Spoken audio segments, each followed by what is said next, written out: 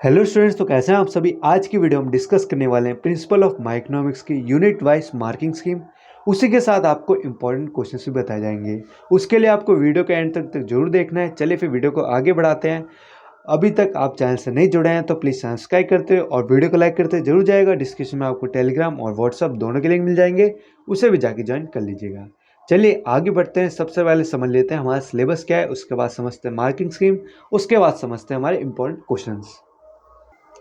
देखिए, सिलेबस आप किसी में से भी देख सकते हैं, अपनी सोल की स्टडी मेटेरियल में से या फिर 10 ईयर में से। सबका सिलेबस सेम है, बस किसी चैप्टर्स को एक यूनिट में बना दिया होगा या फिर किसी यूनिट को दो चैप्टर्स में अलग अलग बना दिया होगा। तो उसकी टेंशन लेने की ज़रूरत नहीं है। कोई सिलेबस में ऊपर नीचे नहीं हुआ है, कुछ कटिंग नहीं हुई है। चैप्टर 1 हमारा देखा है problem of scarcity and choices के ऊपर। चैप्टर 2 हमारा डिमांड एंड सप्लाई के ऊपर है। चैप्टर 3 हमारा elasticity of demand and supply के ऊपर है। चैप्टर 4 आएगा हमारा application of demand and supply analysis के ऊपर। चैप्टर 5 हमारा सारा कंज्यूमर थ्योरी के ऊपर है। चैप्टर 6 हमारा ऑर्डिनरी यूटिल थ्योरी के ऊपर है, जिसमें हमारा इंपॉर्टेंट टॉपिक आईसी कर्व का अप्रोचेस आ जाएगा। चैप्टर 7 रहेगा हमारा law of production and economic scale के ऊपर। चैप्टर 8 रहेगा हमारा आइसोकेंट कर्व वर्सेस प्रोड्यूसर इक्विलिब्रियम के ऊपर। चैप्टर 9 रहेगा हमारा behaviour of cost and revenue के ऊपर। लास्ट चैप्टर रहेगा हमारा market structure and theory perfect competition के ऊपर। अब थोड़ी मार्किंग स्कीम के ऊपर भी बात कर लेते हैं। जैसा कि आप सबको पता ही होगा, 75 मार्क्स का हमारा क्वेश्चन पेपर रहने वाला है। तो चैप्टर 1 से हमारे 5 मार्क्स के कोई क्वेश्चन पूछा जा सकता है। अब स्टूडेंट्स कहेंगे सर 5 मार्क्स का तो क्वेश्चन ही नहीं आता।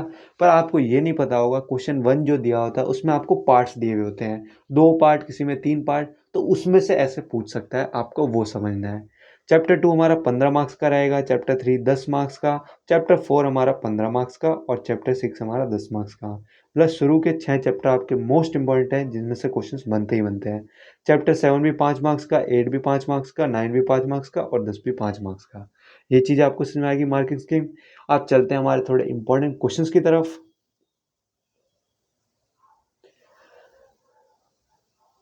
पहला क्वेश्चन दे रखा है, why do we get a backward bending labour supply curve. इसके बारे में बताइए। 2018-19 में पूछा गया है।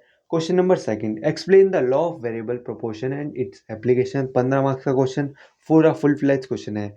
चॉइस में आपको पूछा जा सकता है, explain the law of variable proportion, in which stage does a rational producer operate है। Question number third, explain diagonally the concept of economic rent. इसे अच्छे से कर लीजिएगा, काफ़ी बार देखा गया है, 2020 में भी और 17 में भी। अब आते हैं हमारा इसके चॉइस में, explain diagrammatically economic rent, actual earning और ट्रांसफर अर्निंग के बारे में पूछा गया है। Question number fourth, write a short note on prisoners dilemma के ऊपर। तो इसे भी अच्छे से कर लीजिएगा। The prisoner dilemma in an oligopolistic market is an exercise that will show the participant that cooperation is a choice. Explain. अब आपको इस टाइप के क्वेश्चन भी पूछे जा सकते हैं, तो आपको ये नहीं समझना, बिल्कुल अलग से पूछा गया है, ये आपका टॉपिक है, इसे आपको अच्छे से करना होगा। अब आते हैं अगले क्वेश्चंस के ऊपर। Question number fifth, define economics of scale and diseconomics of scale और एक्सप्लेन कीजिए why they might arise. Explain short run equilibrium of a firm under perfect competition and monopoly के बारे में बताना है आपको। Explain short run and long run equilibrium under the monopolistic competition. Difference भी पूछा जा सकता है आपको उसके बारे में।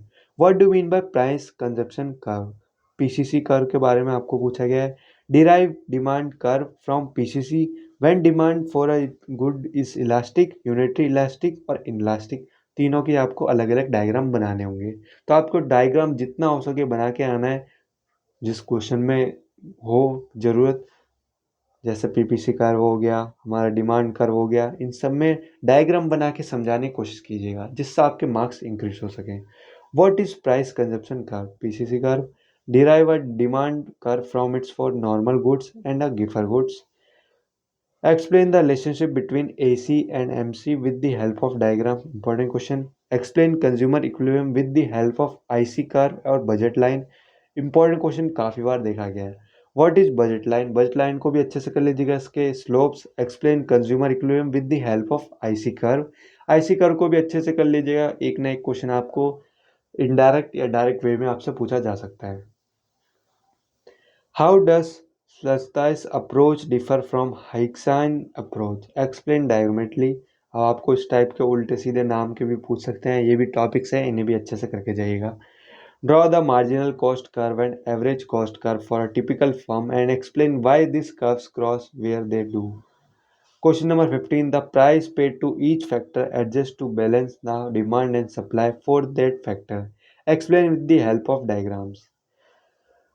Find elasticity of supply if price of wheat rises from rupees 20 to 40 per kg and supply increase from 10 kilo to 15 kg in a month. अब आपको प्रैक्टिकल क्वेश्चन भी देखने को मिलेगा, 1 से 2 क्वेश्चन, जिसमें आपको पूरा समझाना होगा उस सिचुएशन को समझ के। बी पार्ट में suppose when price of coffee is 5 rupees per cup then demand for tea is 50 cups.